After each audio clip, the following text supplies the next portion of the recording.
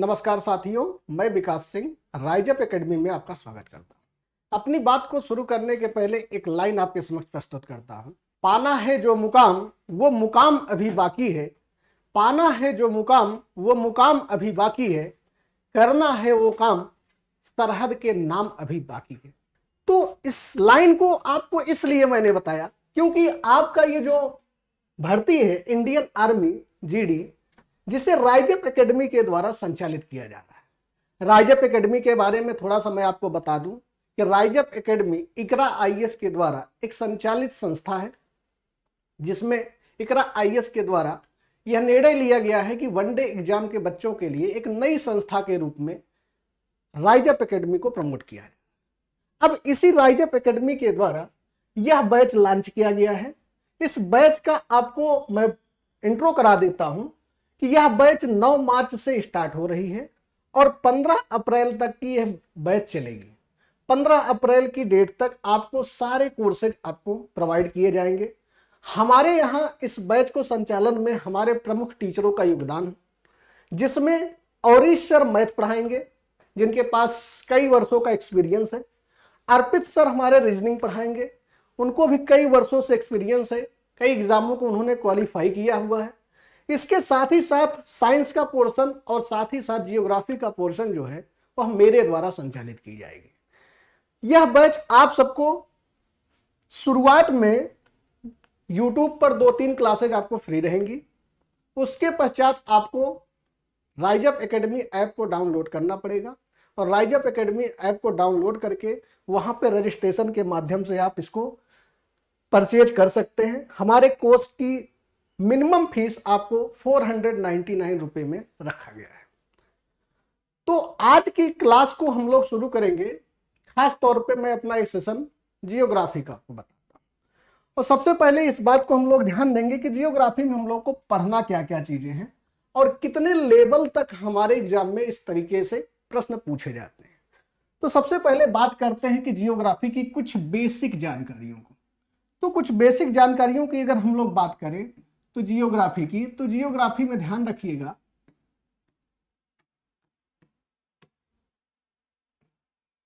Geography की बात करें तो जियोग्राफी 2 शब्दों से मिलकर के बनता है। 2 शब्द कौन कौन से? एक जियो और दूसरा ग्राफोस या ग्राफी इसको बोल सकते हो। जियो का यहां अर्थ अगर हम लोग बात करें तो जियो का अर्थ होता है पृथ्वी, पृथ्वी अर्थात भू। और ग्राफोज का अर्थ होता है यहां स्टडी, स्टडी यानी अध्ययन।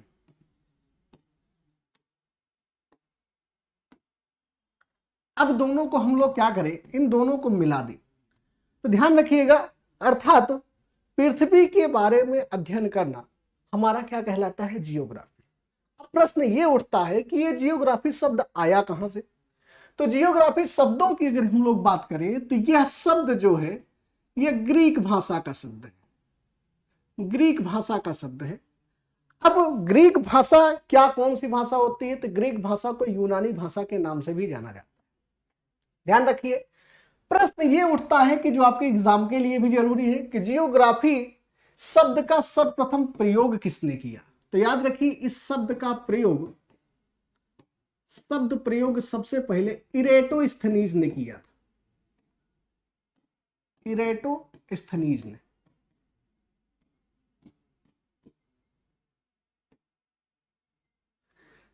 इसीलिए इरेटोस्थनीज को भूगोल का पिता भी कहा जाता है, भूगोल का पिता कहते हैं।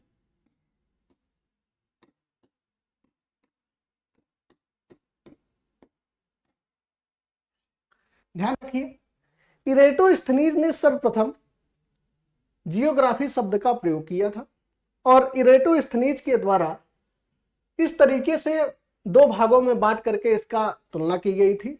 इसी वजह से इनको भूगोल का पिता कहा जाता है। अब प्रश्न ये उठता है कि हम जियोग्राफी पढ़ते क्यों, क्या जरूरत है हमको पढ़ने की? जैसे आप समझिए कि जियोग्राफी का, अब आपको लगता है कि ये केवल भौगोलिक अध्ययन के लिए ही है। याद रखिएगा कि यह भूगोल केवल एकमात्र सीमित भूगोल की दृष्टि से तक ही नहीं है। जैसे एग्जाम्पल के बेस पे अगर मैं समझूं तो ये जो भूगोल है ये हमारे समाज में भी लागू होता है। समाज में कैसे? जो हमारी संस्कृति है, यानी हम जो रहते हैं, खाते हैं, पीते हैं, हमारी संस्कृति, बोलचाल यानी पहनावा हमारा क्या है, ये सब कहीं ना कहीं भूगोल से जुड़े होते हैं। अब आप कहेंगे कैसे? तो इस बात को हम समझने का प्रयास करते हैं। जैसे राजस्थान की अगर हम लोग बात करें तो राजस्थान के लोग पगड़ी पहनते हैं और खास तौर पे पगड़ी अपने सर पे बांधे रहते हैं और सफेद वस्त्र ज्यादातर धारण करते हैं। उसका कारण क्या है? और दूसरा चीज अगर हम लोग देखें तो दक्षिण भारत में आप देखेंगे तो दक्षिण भारत में लोग धोती कुर्ता ज्यादा पहनते हैं। उसका क्या रीजन है? तो अगर मैं सबसे पहले प्रश्न की बात करूं तो राजस्थान में लोग पगड़ी धारण क्यों करते हैं, तो उसका सबसे बड़ा रीजन है क्या? मरुस्थल का होना। मरुस्थल का एक ऐसी खासियत है जहां पर पेड़ बहुत कम मात्रा में देखने को मिलेंगे, अगर पेड़ है भी तो वहां उसके पत्ते देखने को कम मिलते हैं। यानी नॉर्मली आप देख सकते हैं कि ऐसी भूमि जिसकी उर्वरता खत्म हो चुकी हो, उसे हम लोग क्या कहते हैं? मरुस्थल के नाम से जानते हैं। अब मरुस्थल की एक कंडीशन ये होती है कि वहां पर दिन के समय टेम्परेचर बहुत ज्यादा होता है और रात्रि के समय टेम्परेचर वहां डाउन हो जाता है। क्यों? सबसे बड़ा रीजन ये है कि पेड़ पौधे टेम्परेचर को रोक नहीं पाते हैं, सीधा जितना आता है सूर्य का प्रकाश वैसे वापस हो जाता है। इसकी वजह से वहां पर दिन के समय गर्मी अधिक पड़ती है, जिसकी वजह से लोग अपने सर पर पगड़ी बांध करके धूप से बचाव करते हैं और रात्रि के समय मान लीजिए कहीं लेट हो गया, हो सकता है निकले हो, तो वही पगड़ी अपने कान में बांध करके अपने ठंड से बचने का काम करते हैं। दूसरा रीजन मैंने आपको बताया दक्षिण भारत को लेकर के। दक्षिण भारत के लोग क्या करते हैं कि वहां पर सफेद वस्त्र ज्यादा धारण करते हैं।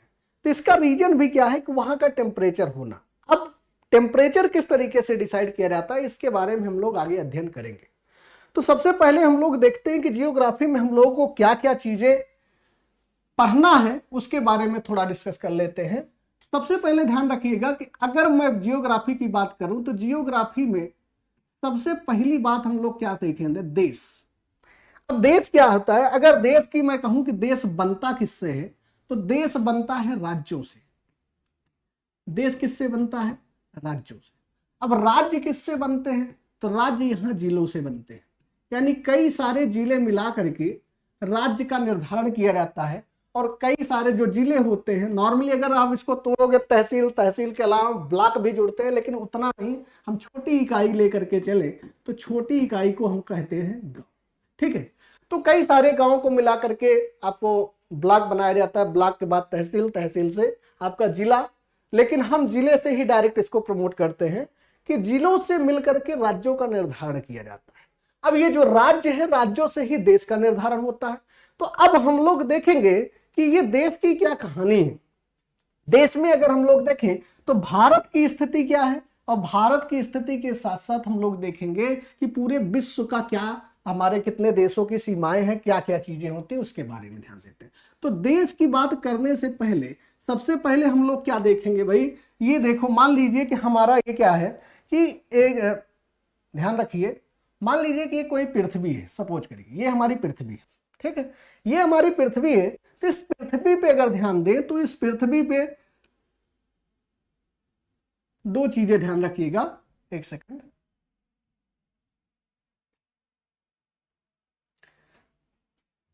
पृथ्वी पे ध्यान रखिएगा कि दो चीजें पाई जाती हैं। क्या? एक तो आपका क्या है? जल। और दूसरी चीज अगर हम लोग बात करें तो यहां पर स्थल पाए जाते हैं।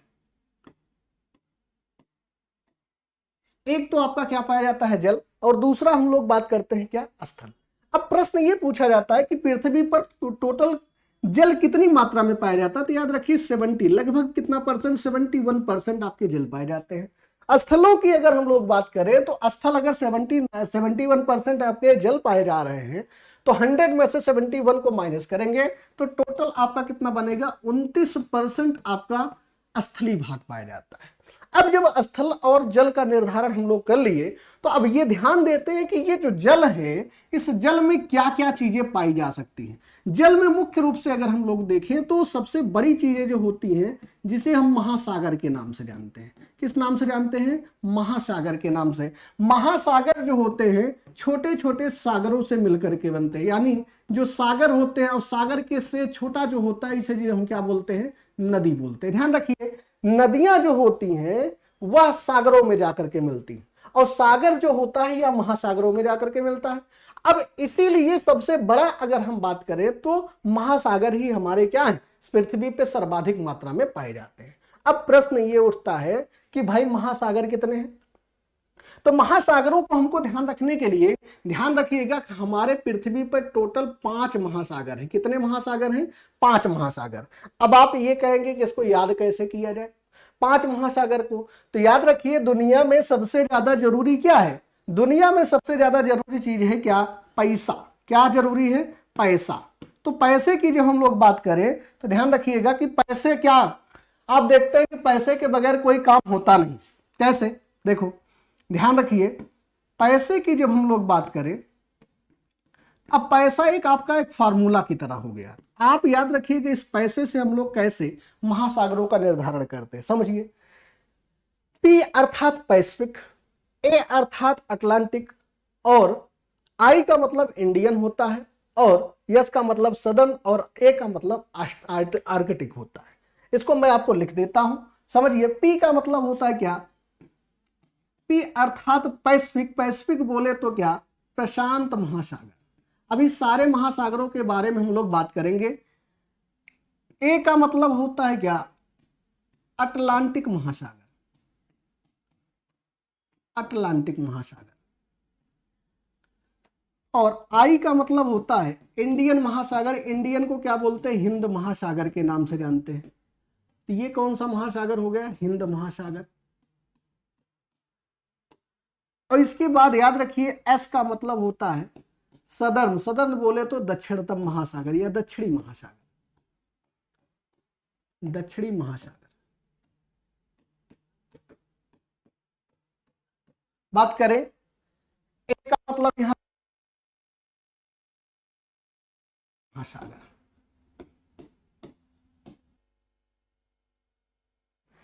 अब देखिए, अगर आपसे प्रश्न पूछा जाए कि सबसे बड़ा महासागर कौन सा है, तो सबसे बड़ा महासागर कौन सा होगा? प्रशांत महासागर।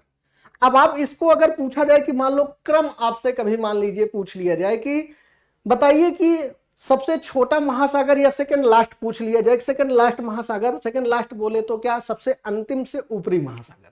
तो याद रखिए, यानी चौथे क्रम का महासागर। तब आप क्या करना पड़ेगा? आपको इस तरीके से याद रखना।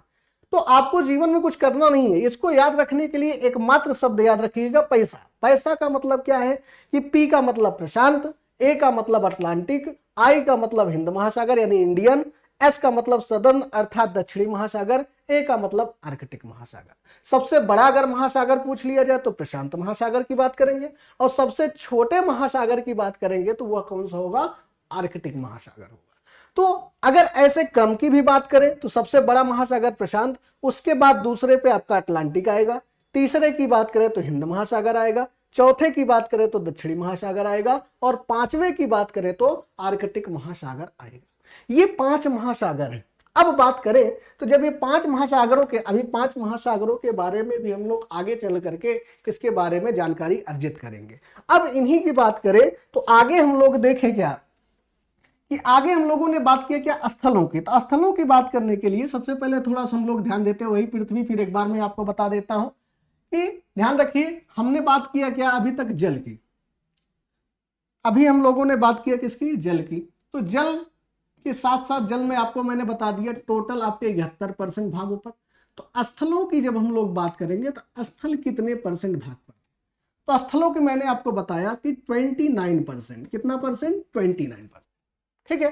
अब 29% पे जब हो गया तो इसी को हम लोग क्या बोले? अब देखिए, पृथ्वी में हम लोगों ने क्या देखा? देखिए, अगर मैं बात करूं तो इस तरीके से आपको एक वर्ल्ड का आप मैप देखेंगे तो इस तरीके से आपको दिखाई देगा। बाद में हम लोग इसके बारे में भी डिस्कस करेंगे। ठीक है।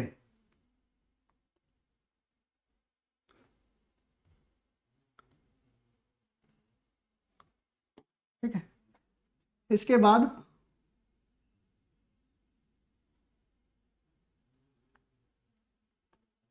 ये छोटा सा हमारा ऑस्ट्रेलिया हो गया, ठीक। और ये पार्ट देख लेते हैं, ध्यान रखिए।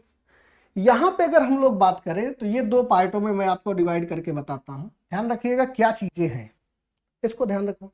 सबसे पहले अगर हम बात करें तो ये हमारे 7 महाद्वीप हैं, और 7 महाद्वीपों के अलावा अगर हम लोग बात करें यहां पे ध्यान रखेंगे तो ये जो आपका देखने को मिलेगा, ये बीच बीच में ये जो आपको देखने को मिलेंगे, ये सब आपके महासागर पार्ट है। महासागर बोले तो पानी वाला हिस्सा है, ये पानी वाला। अभी हम पांचों महासागरों को भी देखेंगे, और पांचों महासागरों के साथ साथ आपको देखेंगे कि ये भी कि कितना आपके महाद्वीप कौन कौन से हैं। तो ध्यान रखिएगा कि जब भी हम इसकी बात करें तो ये जो आपका महासागर होता है, ये जो महासागर है, ये पांचों महासागर की स्थितियां हैं, ध्यान रखिए कैसे। तो ये जो आपका ऊपर वाला महासागर दिख रहा है, ये आर्कटिक वाला, ठीक है। ये आपका दक्षिणी महासागर, ठीक है। दक्षिणी महासागर को बोले तो अंटार्कटिका भी इसको बोलते हैं, अंटार्कटिक। अभी इसके भी बारे में हम लोग बात करते हैं, इसको क्यों बोला जाता है, पहले ध्यान रखिएगा। यहां पर अगर हम लोग बात करें तो यहां पर आप देखेंगे तो ये जो किनारे किनारे दोनों पार्ट पे, यानी ये भाग और इस किनारे वाले भाग को हम लोग प्रशांत के नाम से जानते हैं, ठीक है। और ये जो बीच वाला पार्ट आपको देखने को मिल रहा है, यह भाग हमारा अटलांटिक के नाम से जाना जाता है, ठीक है। तीसरा अगर बात करें हिंद महासागर, तो ये हमारा जो पार्ट दिख रहा है, ये पार्ट हमारा क्या है, इंडिया की बात करता है। तो इंडिया के नीचे आप देखोगे तो इंडिया के नीचे आपको दिखाई देगा अफ्रीका, सॉरी मैं अफ्रीका बनाना भूल गया, ठीक है। तो यहां पे मैं आपको एक पार्ट और बना देता हूं, अफ्रीका वाला पार्ट को थोड़ा सा, तो इसको ध्यान रखिएगा। ये अफ्रीका और इंडिया के जस्ट नीचे आप देखेंगे तो अफ्रीका के पूरब में और इंडिया के नीचे आपको हिंद महासागर दिखाई देगा। अब जब इन सागरों की हम लोग बात कर लेते हैं तो पांचों सागरों को हम लोग अभी नाम भी इसको दे देंगे। तो अगर स्थल की हम लोग बात करें तो स्थलों को हम लोग निर्धारित करने के लिए ध्यान रखिए हम लोगों को चाहिए क्या, महाद्वीपों के बारे में। तो सबसे पहले महाद्वीप की बात करें तो कितने महाद्वीप होते हैं, पहले इसकी गणना कर लेते हैं। कलर मैं चेंज कर देता हूं, एक सेकंड। तो महाद्वीपों की बात करते हैं, ठीक है। तो महाद्वीप कितने हैं, तो महाद्वीपों की संख्या टोटल 7 महाद्वीप। कितने महाद्वीप हैं, 7। अब सातों को हम लोग देखने का प्रयास करते हैं। ये है क्या, उत्तरी अमेरिका। इसको मैं क्या कर दूं, उत्तरी लिख देता हूं, अमेरिका यानी आ लिख देता हूं, तो समझ जाइएगा ये उत्तरी अमेरिका है। उत्तर में है तो उत्तरी अमेरिका, दक्षिण में है तो इसको क्या बोलेंगे, दक्षिणी अमेरिका। क्या बोलेंगे, दक्षिणी अमेरिका। मैंने आपको यह बता दिया कि ये अफ्रीका का पार्ट है, ठीक है। आ का मतलब यहां ध्यान रखिएगा, ये अमेरिका है, ये उत्तरी अमेरिका है, और ये अफ्रीका का पार्ट है। यहां वाले बात करें तो ये यूरोप का पार्ट है, क्या है, यूरोप। और ये पूरा क्या है, एशिया का है। अब आपसे अगर प्रश्न पूछा जाए तो ध्यान रखिएगा कि अगर पूछा जाए कि इंडिया किस महाद्वीप में स्थित है, तो इंडिया किस महाद्वीप में स्थित है, तो इंडिया एशिया महाद्वीप में स्थित है, इसको ध्यान रखिएगा। तो एशिया ये पूरा हो गया। इसके बाद अगर बात करें तो ये कौन सा होता है, तो ये है आपका ऑस्ट्रेलिया, और इसको बोलते हैं क्या, अंटार्कटिका। क्या बोलेंगे, अंटार्कटिका। पहले ध्यान रखिएगा कि क्या क्या चीजें हमको देखना है, समझिए हमने किसके किसके बारे में बात किया, तो इसको ध्यान रखिए। पहला, सबसे पहले बात करें तो हम लोगों ने देखा क्या, उत्तरी अमेरिका, उत्तरी अमेरिका।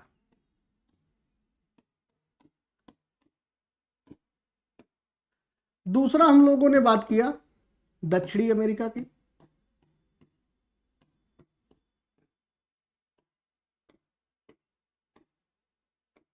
दक्षिणी अमेरिका। तीसरा बात करें तो अफ्रीका की।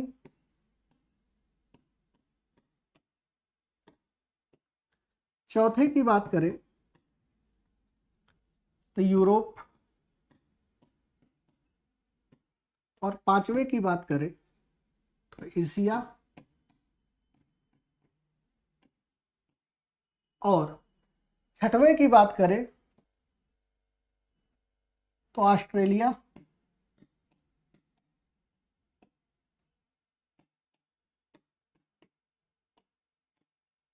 सातवें की छूटा हुआ अंटार्कटिका, अंटार्कटिका, ये ध्यान रखें। अब ये 7 महाद्वीप है टोटल, लेकिन बात ये नहीं होती कि 7 महाद्वीपों की जब भी संख्या आपसे पूछा जाए तो महाद्वीपों की संख्या आप कितना बताएंगे 7, परंतु वर्तमान में एक नया महाद्वीप खोजा गया है, ठीक है, उसके बारे में भी हम लोग आगे चर्चा करेंगे कि कहां उसकी स्थिति कहां पर है, तो उसको ध्यान रखिएगा। तो पहले इसकी बात कर लेते हैं 7 महाद्वीपों के। 7 महाद्वीप आपके जो है इनका कभी कभी क्रम पूछ लेते हैं। क्रम कैसे कि सबसे बड़ा महाद्वीप कौन सा होता है, सबसे छोटा महाद्वीप कौन सा होता है, इसके बारे में ध्यान रखने के लिए पहले हम इसके क्रमों की चर्चा करते हैं। तो ध्यान रखिएगा, अगर हम इसके बात करें क्या कि क्रम की, तो क्रम कैसे, क्रम किस आधार पे, तो क्षेत्रफल की दृष्टि से इसके क्रम को देखेंगे। तो क्षेत्रफल की दृष्टि से क्रम, क्षेत्रफल की दृष्टि से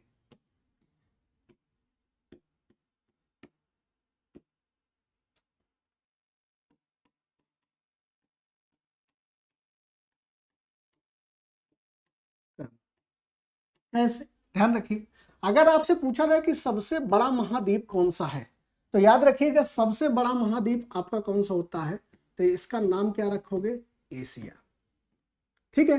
दूसरे की अगर हम लोग बात करें तो दूसरा सबसे बड़ा महाद्वीप कौन सा होता है, तो दूसरे नंबर का क्या होता है, अफ्रीका। क्षेत्रफल का मतलब आप समझिएगा कि एरिया बड़ा, यानी एरिया का मतलब जिसके पास भूभाग अधिक हो, ठीक है। तो अफ्रीका। तीसरे नंबर की अगर हम लोग बात करें तो तीसरे पे हमारा कौन सा आता है, तो ये उत्तरी अमेरिका, उत्तरी अमेरिका। चौथे की बात करें तो चौथा हमारा आता है क्या, दक्षिणी अमेरिका, दक्षिणी अमेरिका। पांचवें की बात करें तो पांचवें पे ध्यान रखिएगा अंटार्कटिका, अंटार्कटिका। और छठवें की बात करें तो यूरोप, और सातवें की बात करें तो ऑस्ट्रेलिया।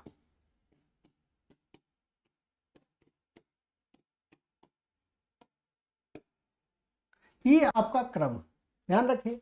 अगर आपसे पूछा जाए क्या कि सबसे बड़ा महासागर कौन सा है, सॉरी सबसे बड़ा महाद्वीप कौन सा है, तो एशिया।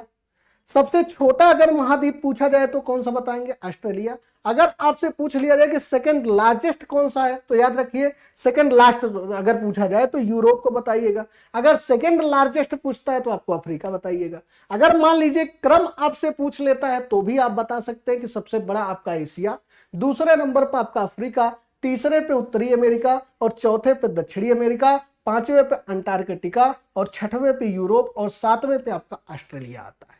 ध्यान रखिएगा, अभी इन महाद्वीपों से मैं आपको सिर्फ परिचय करा रहा हूं, बाद में हम इन महाद्वीपों के बारे में अलग से आपको पढ़ाएंगे, ठीक है।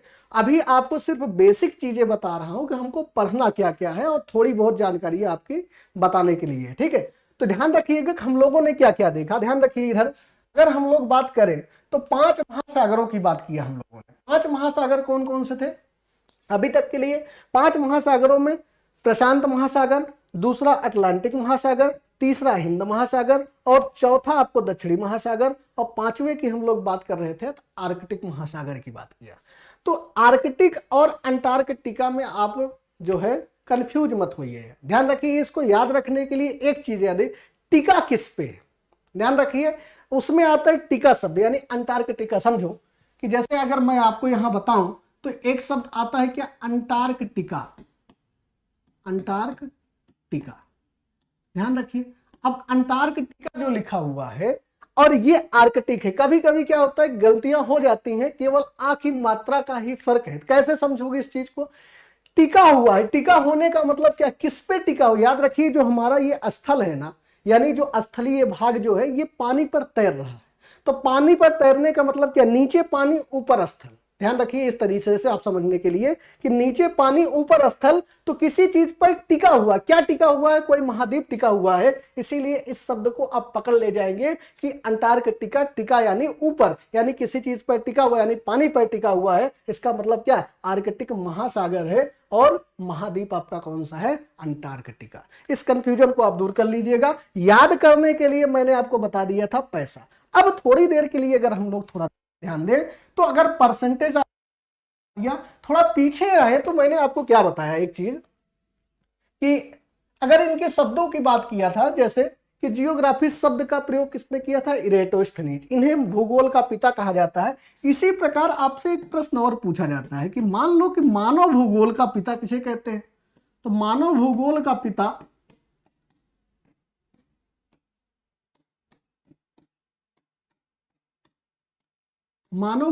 पिता अलेक्जेंडर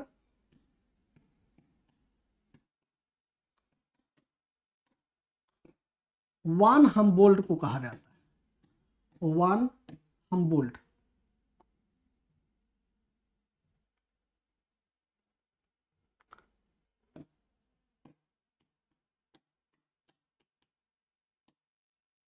हम्बोल्ट को ध्यान रखिए कि मानव भूगोल का पिता वो अलेक्जेंडर वान हम्बोल्ट को कहा जाता है, जबकि भूगोल का पिता किसे कहते हैं, इरेटोस्थनीज का। तो आगे हम लोग इसी तरीके से देखें तो ध्यान रखिएगा कि हम लोगों ने क्या किया। इसके बाद अगर देखें तो हम लोगों ने सबसे पहले चर्चा किया था क्या, देश की। अब प्रश्न ये उठता है कि हमारे पूरे विश्व में कितने देश हैं, तो थोड़ा सा हम देशों की चर्चा जब करना शुरू करें तो देशों की बात करें तो पूरे विश्व में अगर हम लोग देश की बात करें तो देश, तो वर्तमान में अगर हम लोग बात करें तो टोटल देशों की संख्या 195 है। कितना है, 195 है। ठीक है, तो 195 है, तो इसको ध्यान रखिएगा। इसके बाद बात करें तो देशों में अगर हम लोगों ने देखा तो स्पेशल हमारा देश कौन सा है, वो है भारत, जहां हम निवास करते हैं। तो अब देखिए भारत की स्थिति देखेंगे थोड़ा सा कि भारत में क्या है। अब मैंने आपको एक चीज बताया था कि देश से, देखिए देश से क्या हुआ था, देश से राज्य बनते हैं। अब हम लोग देशों की चर्चा कर चुके हैं, तो हम लोग किसकी तरफ बढ़ते हैं, राज्यों की तरफ बढ़ते हैं। ठीक है, तो इसको ध्यान रखिएगा। अगर आपसे पूछा जाए कि सबसे छोटा देश, सबसे बड़ा देश, इसकी भी बात हम लोग करेंगे आगे चल करके, लेकिन भारत की सबसे पहले बात कर लेते हैं। तो भारत में राज्यों की दृष्टि से अगर बात करें तो भारत में टोटल राज्यों की संख्या कितनी है, 28 राज्य है और 8 केंद्र शासित प्रदेश है। कितने हैं, 8 केंद्र शासित प्रदेश। तो 28 आपके क्या हो गए, राज्य, ठीक है, और 8 आपके हो गए केंद्र शासित प्रदेश, केंद्र शासित प्रदेश। ठीक है, इसको ध्यान रखिएगा। अब देखते हैं कि ये जो राज्य है, ये राज्यों की क्या क्या यहां पर क्या इंपॉर्टेंस यहां देखते हैं। समझिए कि जब भारत के 28 राज्यों की गणना करें, तब मैंने आपको क्या बताया, शुरुआती लेक्चर में मैंने आपको यही बताया कि भारत में जो भूगोल है, भूगोल में राज्यों की दृष्टि से देखें तो राजस्थान में गर्मी पड़ रही है और राजस्थान में मरुस्थल है। तो मरुस्थल क्यों हुआ राजस्थान में, इसकी भी बात करते हैं। दक्षिण भारत में आपको मैंने बताया क्या कि टेम्परेचर ज्यादा होता है उत्तर भारत की अपेक्षा। अब दक्षिण भारत में टेम्परेचर क्यों ज्यादा होता है, इसके बारे में भी हम लोग देखेंगे। अब दूसरी चीज क्या है कि अब राज्यों की अलग अलग स्थितियां अलग अलग पहनावा को डिसाइड करती हैं। जैसे क्या होता है, उत्तर भारत वाले शाकाहार का पालन कर सकते हैं, क्यों, जबकि दक्षिण भारत में आप देखोगे तो जैसे पश्चिम बंगाल को आप देख लीजिए, तमिलनाडु को देख लीजिए, पूर्वी और दक्षिणी के एरिया को, तो यहां पर आप देखोगे तो मांसाहार ज्यादा लोग पालन करते हैं। उसका क्या है, कोस्टल एरिया। कोस्टल एरिया क्या होता है, समुद्र के किनारे के तटीय क्षेत्र। इन सब के बारे में हम लोग आगे चल के अध्ययन करेंगे, लेकिन उसके पहले ध्यान देते हैं कि देशों में सबसे बड़ा देश कौन सा है और सबसे छोटा देश कौन सा है, इसके बारे में थोड़ा सा हम लोग देखते हैं। ध्यान रखिए, ये जो देश है, देश के विश्व के देशों की बात करें तो विश्व में देशों में अगर बात करें तो सबसे पहले ध्यान रखिएगा क्षेत्रफल की दृष्टि से। एक सेकंड ध्यान रखिए, एक सेकंड रुक जाइए। ठीक है, देशों में सबसे पहले हम लोग बात कर लेते हैं क्या कि देश में आपके ध्यान रखिए कि बड़ा देश और छोटा देश, बड़ा देश,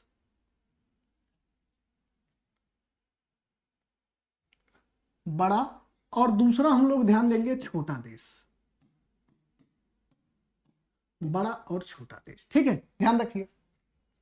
इसमें अगर हम लोग बात करें तो कैसे, किस आधार पर, क्षेत्रफल की दृष्टि से, क्षेत्रफल की दृष्टि से देखेंगे। इसके लिए मैं आपको बता दूं कि अगर विश्व में देशों की संख्या जब से आपसे पूछी जाए तो आप एक फार्मूला या कह सकते हो, ट्रिक ले सकते हो, आर के कबाब। आर के कबाब कैसे, ध्यान रखिए, आर का मतलब यहां क्या है, रूस, ठीक है। के का मतलब होता है कनाडा, सी का मतलब होता है क्या, चीन, चीन यानी चाइना। ए का मतलब होता है क्या, अमेरिका।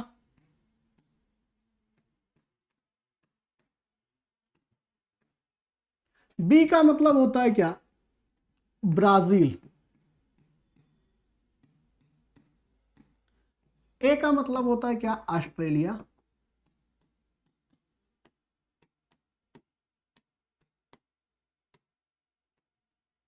और बी की बात करते हैं तो बी का मतलब होता है भारत।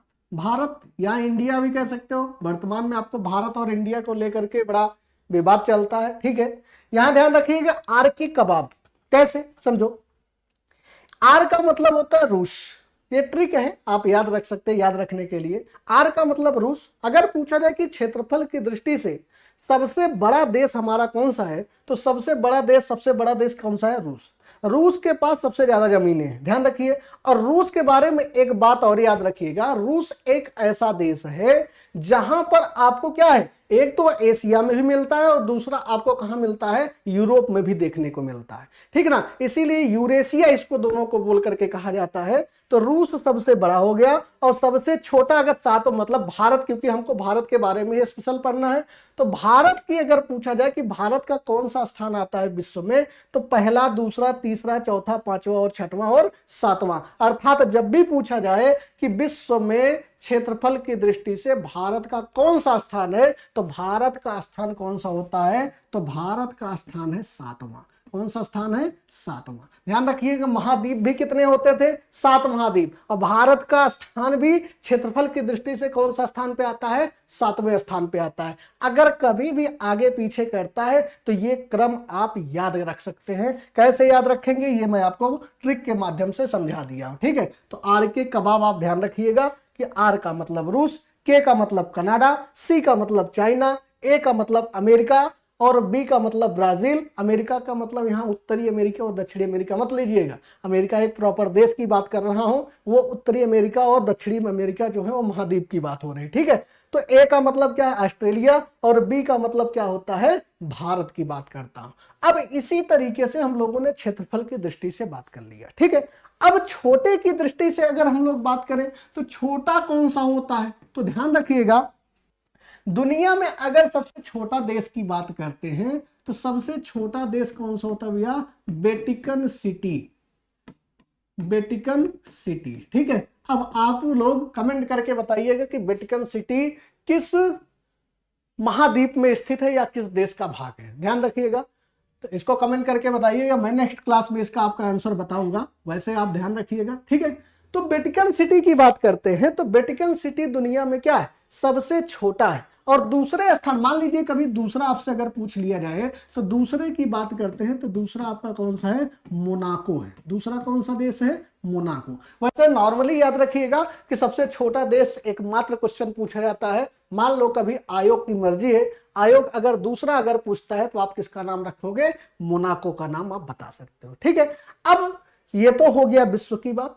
अब आते हैं अपने इंडिया के बेस पर। इंडिया के बेस पर हम लोग देखते हैं कि इंडिया में क्या क्या चीजें हैं, ठीक है। तो इंडिया में बात करें तो राज्य, क्योंकि देश किससे बन रहा है, राज्यों में।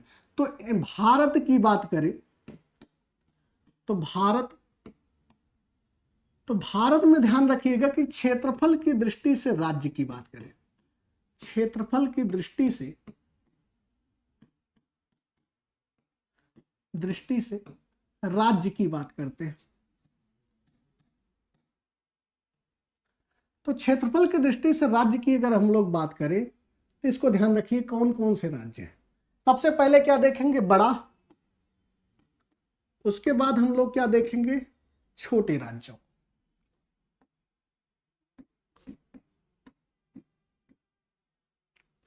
बड़े राज्यों की बात करते हैं तो अगर मैप होता है तो मैप की दृष्टि से आप देख सकते हो, नहीं तो नॉर्मली आप समझिएगा कि मरुस्थल बहुत बड़ा है अपने यहाँ, इसी वजह से सबसे बड़ा क्या है आपका अगर पूछा जाए तो वो कौन सा है, राजस्थान। कौन सा है, राजस्थान सबसे बड़ा है, ठीक है। पहला हो गया राजस्थान। दूसरे की अगर हम लोग बात करें तो दूसरा आप ध्यान रखिएगा मध्य प्रदेश है। कौन सा है? मध्य प्रदेश। ठीक है। तीसरे की अगर हम लोग बात करें तो तीसरा आपका कौन सा आता है? तो वो है क्या? महाराष्ट्र। महाराष्ट्र। ठीक है। चौथे की बात करें तो चौथा अपना क्या आता है? वही यूपी यानी उत्तर प्रदेश, जिसके लिए आप क्या कर रहे हैं? यहाँ तैयारी कर रहे हैं। ठीक है। ध्यान रखिएगा कि राजस्थान, मध्य प्रदेश, महाराष्ट्र और यूपी की बात करते हैं। ध्यान रखो, इसके पहले आप देखेंगे कि यूपी 5वें स्थान पे हुआ करता था। कौन से स्थान पे हुआ करता था? 5वें स्थान पर। तो 5वें स्थान का मतलब क्या है कि यहां पर पहले आंध्र प्रदेश हुआ करता था, परंतु 2 जून 2014 को आंध्र प्रदेश को 2 हिस्सों में तोड़ दिया गया। जब 2 हिस्सों में यह टूट गया तो इसका एरिया हो गया छोटा। एक भाग तो आंध्र प्रदेश ही बना और दूसरा भाग बन गया तेलंगाना, जिसकी वजह से क्या हुआ? ये जब इनके एरिया छोटे हो गए, भूभाग छोटे हो गए, तो इनका हिस्सा भी समाप्त हो गया। इसकी वजह से ये छोटा होने की वजह से यूपी ने अपनी एक छलांग लगा करके चौथे स्थान को प्राप्त किया। तो अगर आपसे पूछा जाए कि सबसे बड़ा कौन सा होता है, तो सबसे बड़ा राजस्थान, और अगर यूपी का स्थान पूछता है तो यूपी का स्थान क्या होगा? ये चौथे स्थान पर आता है। ये ध्यान रखिएगा, इसको क्षेत्रफल की दृष्टि से ये सब राज्य है। अगर छोटे की बात करें, छोटे की बात करते हैं तो सबसे छोटे की बात करें तो सबसे छोटा आता है गोवा। कौन सा है?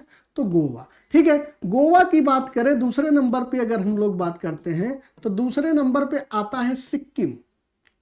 दूसरे पे सिक्किम आता है। और तीसरे की बात करें तो तीसरे पे आएगा क्या? त्रिपुरा। कौन सा है? त्रिपुरा। ठीक है। उसके बाद चौथे की बात करें तो चौथा आता है कौन सा? नागालैंड। ठीक है। अब आपको ये चारों याद करने की जरूरत नहीं है। ठीक है। आप अगर 2 भी याद रखते हैं तो तब भी आपका काम चल जाएगा, वरना आप गोवा से संतुष्ट हो सकते हैं। ठीक है। तो मैं आपको 4 इसलिए बता दे रहा हूं, हो सकता है कि कभी एग्जाम में आपसे पूछ लिया जाए क्रम, तो उस बेस से लिए आप तैयार रहिए, वरना आप गोवा को ध्यान रखिएगा और गोवा के साथ साथ राजस्थान को ध्यान रखिएगा। यूपी इसलिए ध्यान रखिए क्योंकि यूपी से संबंधित परीक्षाओं में इससे पूछे जाते रहते हैं। ठीक है। तो सबसे छोटा आपका गोवा हो गया, दूसरे स्थान पर सिक्किम हो गया, तीसरे स्थान पर त्रिपुरा हो गया, चौथे स्थान पर नागालैंड हो गया। ठीक है। इसके बारे में हम लोगों ने देखा। ठीक। इसके पहले हम लोगों ने क्या किया था? विश्व के बारे में देखा था। तो विश्व में बड़े में हम लोगों ने क्या देखा? रूस, रूस के साथ साथ कनाडा, कनाडा के साथ साथ चाइना, चाइना के बाद अमेरिका, अमेरिका के बाद ब्राजील और ऑस्ट्रेलिया और भारत के बारे में देखा। अगर पूछा गया था तो यहाँ पे सबसे बड़ा रूस था और भारत कौन से स्थान पे आता था? 7वें स्थान पे। वैसे छोटे में हम लोगों ने बात किया था वेटिकन सिटी। वैसे मैं आपको वेटिकन सिटी के बारे में बता दूं कि इटली का एक छोटा सा वो है, यूरोप महाद्वीप में ये मिलता है। ठीक है। वेटिकन सिटी बहुत छोटा सा देश है। मोनाको दूसरे स्थान पे आता है, इसको ध्यान रखिएगा। अब जब राज्यों की हम लोगों ने बात किया तो अब राज्य हमने आपको क्या किया कि भारत में राज्यों की संख्या, मैंने आपको पहले भी बताया था कि भारत में राज्यों की संख्या कितनी है? 28 राज्य और 8 केंद्र शासित प्रदेश हैं। कितने हैं? 28 राज्य और 8 केंद्र शासित प्रदेश। ध्यान रखिएगा कि पहले 9 हुआ करते थे, वर्तमान में दमन और दीव और दादरा नगर हवेली को दोनों को मर्ज कर दिया गया। इसकी वजह से एक कम हो गया, जिसकी वजह से वर्तमान में कितने आपके मिलते हैं? 8 केंद्र शासित प्रदेश मिलते हैं। इसको ध्यान रखिएगा। ठीक है। अब राज्यों की जब हम लोग बात कर लिए तो ये थोड़ा सा पीछे की तरफ अगर हम लोग करें तो ध्यान रखिए, देखिए हम लोगों ने देशों की बात कर लिया, देशों की दृष्टि के बाद हम लोगों ने राज्यों की तरफ चर्चा कर लिया। अभी हम लोग भारत पढ़ नहीं रहे हैं ना, तो अभी हम लोग विश्व पढ़ रहे हैं। बस आपको ये बता रहा हूं कि पढ़ना क्या क्या है। ठीक है। हम लोगों ने देशों की चर्चा किया, देशों के साथ साथ राज्यों की चर्चा किया, और राज्यों के साथ साथ अब हम लोग किस पे प्रवेश करते हैं? जिलों की। ठीक है। तो जिला हमको कहां देखना पड़ेगा? जिला हमको सिर्फ भारत का देखना पड़ेगा। तो भारत में अगर बात करें कि जिलों की बात करें तो जिला, और जिला किस आधार पर? क्षेत्रफल के आधार पर। किस पे? क्षेत्रफल के आधार पर। तो हम एरिया यानी हमारे भारत में सबसे बड़ा जिला कौन सा होता है? पूरे भारत की बात कर रहा हूं, यूपी स्पेशल की बात नहीं कर रहा हूं। ठीक है। तो जिले में बात करें तो बड़ा, और दूसरा हम लोग देखेंगे क्या? छोटे की दृष्टि से, दूसरा छोटा। ठीक।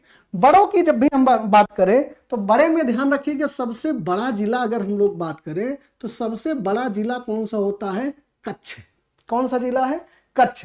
अब कच्छ आपसे पूछा जाए कि कच्छ होता कहाँ है, तो याद रखिए ये गुजरात में स्थित है। ठीक है, दूसरे बात करें अगर हम लोग दूसरा, तो दूसरा कौन सा है, लेह। लेह क्या है, लद्दाख की राजधानी है लद्दाख। ठीक है, अभी जम्मू कश्मीर हाल ही में आपको मुद्दे में रहा है, लद्दाख को आप देख सकते हैं। कुछ समय पहले 2019 को 5 अगस्त 2019 को यह निर्णय लिया गया था कि राज्यसभा में एक प्रस्तुत किया गया था एक विधेयक को, उसी के अनुसार इसको 2 भागों में कन्वर्ट कर दिया गया था। एक लद्दाख को केंद्र शासित बनाया गया, दूसरा जम्मू कश्मीर को केंद्र शासित बनाया गया था। उसी लद्दाख की राजधानी कौन सी है, लेह है। ठीक है, तो लेह आपका क्या है, क्षेत्रफल की दृष्टि से दूसरा सबसे बड़ा जिला है। ठीक है, तीसरे की अगर हम लोग बात कर ले तो याद रखिएगा, तीसरे की बात करें वैसे 2 ही याद रखिएगा। ठीक है, तीसरा मैं आपको बता दे रहा हूं, जैसलमेर। कौन सा है, जैसलमेर। ठीक है, तो इसको ध्यान रखिएगा। अगर मैं छोटे की बात करूं तो सबसे छोटा कौन सा है, अच्छा तो सबसे बड़ा हो गया।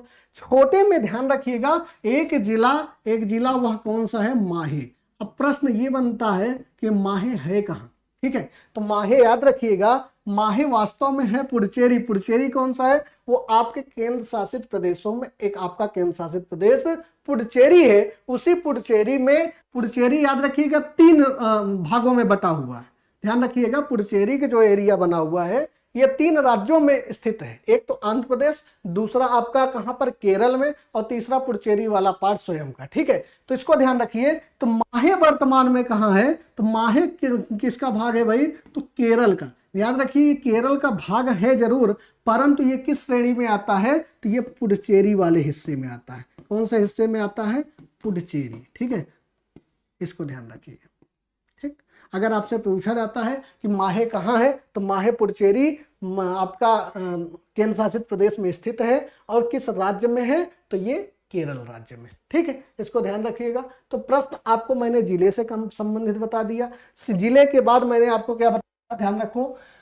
सबसे पहले हम लोगों ने देशों के बारे में चर्चा किया, उसके बाद राज्यों के बारे में चर्चा किया। अब बात कर लिए किसमें, जिलों के बारे में। ध्यान रखिए, गांव से कोई संबंधित प्रश्न पूछे नहीं जाते कि कौन सा सबसे बड़ा गांव है, कौन सबसे छोटा गांव है। ठीक है, इससे नहीं पूछे जाते प्रश्न, इसीलिए हम गांव को साइड में करते हैं। ठीक है, इसके बाद हम लोग देखें तो एक चीजें तो ये है कि अभी हम लोगों ने किसके बारे में पढ़ लिया, क्षेत्रफल की दृष्टि के बारे में।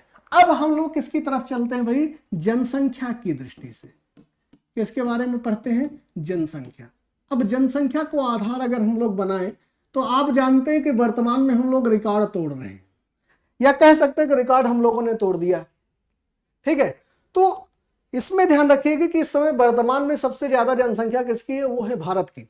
ठीक है, अभी 2011 की जनगणना के अनुसार तो आपका सबसे ज्यादा कौन सा है, चाइना। लेकिन वर्तमान में अगर आप देखेंगे डेटा के हिसाब से तो वह सबसे बड़ा आपका भारत बन चुका है। उसके बारे में हम लोग ध्यान देते हैं। तो जनसंख्या किस पर, तो सबसे पहले हम लोग कहां देखेंगे भैया, विश्व पर।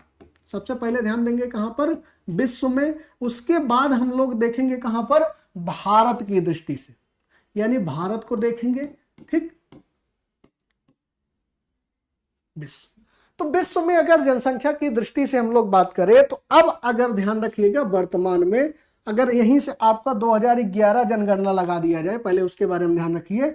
अगर आपसे पूछा जाए कि 2011 की जनगणना के अनुसार, 2011 की जनगणना के अनुसार अगर हम लोग बात करें तो इसमें आपका कौन सा आएगा, चाइना। कौन सा आएगा, चाइना। ठीक है, चाइना के बाद दूसरे स्थान पे कौन आते हैं, ये आएगा भारत। ठीक है, तीसरे पे कौन आता है, तो तीसरे पे याद रखिएगा अमेरिका आता है। ठीक, तीसरे पे अमेरिका। ठीक है, उसके बाद ध्यान रखिएगा कि यहाँ पे चौथे पे इंडोनेशिया, उसके बाद आपको ब्राजील। उसके बारे में हमको उतना आगे नहीं जाना, बस यहाँ पे ध्यान रखिए डेटा कहाँ परिवर्तन हुआ। तो चाइना के स्थान पे कौन आ गया, भारत। यानी अगर हम लोग इसकी बात करें तो इस वर्तमान की अगर हम लोग बात कर लें तो ध्यान रखिएगा, अगर वर्तमान की बात करें तो वर्तमान में क्या है, तो वर्तमान में हमारे वर्तमान में क्या हो गया, भारत पहले स्थान पे आ चुका है। ठीक है, दूसरे स्थान पे कौन हो गया है, चाइना। बाकी आपके क्या है, सब डेटा वैसे ही, यानी तीसरे स्थान पे कौन सा हो गया है, अमेरिका।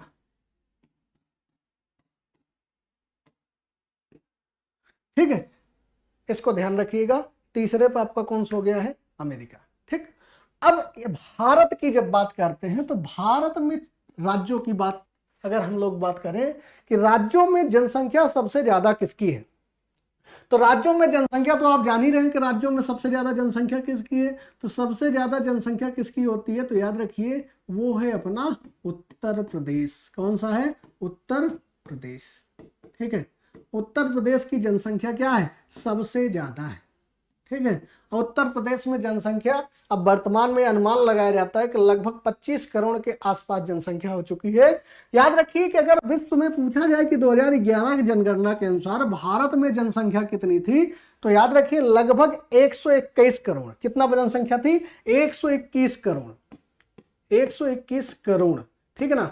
अभी वर्तमान में आपके बात किया जाए तो वर्तमान में अनुमान ये लगाया गया है कि लगभग में है ये लगभग आपका 142 करोड़ हम क्या कहें जनसंख्या हमारी पहुंच चुकी है। ठीक है, तो ये माना जा रहा था, बीच में आप ध्यान देंगे कि भारत सरकार इस पे बहुत काम कर रही है जनसंख्या नियंत्रण को लेकर के।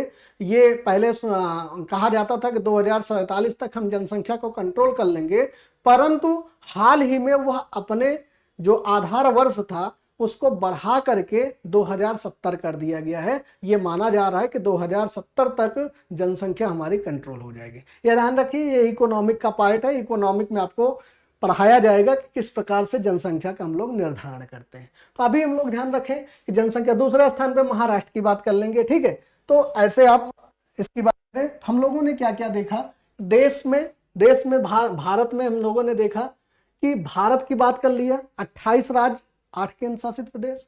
देश की हम लोगों ने बात की है टोटल 195 देश, जिसमें यूएन एक संस्था है यूनाइटेड नेशन, जिसमें 192 सदस्यों ऑलरेडी इन्वॉल्व है, 193। ठीक है, इसके बाद ध्यान रखिए कि 2 ऐसे देश हैं जिनको मान्यता नहीं दिया गया। एक उसमें से छोटा सा देश आपका वेटिकन सिटी भी होता है। ठीक है ना, जिसको मान्यता प्राप्त नहीं है। ठीक है, उसमें यानी यूएन का पार्ट नहीं है। ठीक, तो ये तो हो गया हमारा।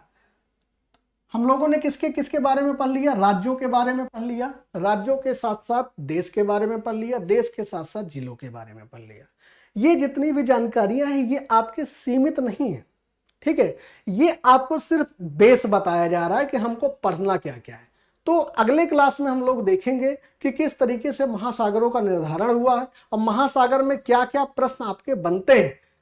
महासागरों को एक एक महासागरों को हम लोग पढ़ेंगे और एक एक महाद्वीपों के बारे में हम लोग पढ़ेंगे। फिर आपको 7 महाद्वीपों के बारे में चर्चा करते हुए भारत में हम लोग प्रवेश करेंगे और भारत में देखेंगे कि किस प्रकार से राज्यों का निर्धारण किया गया। और साथ ही साथ हम कुछ बेसिक पॉइंट को भी कवर करेंगे, जैसे कर्क रेखा क्या होती है, मकर रेखा क्या होती है, ठीक है, भूमध्य रेखा क्या होती है और भारत में इसकी क्या स्थिति है। इन सब के बारे में निर्धारण हम लोग नेक्स्ट क्लास में मिलते हैं।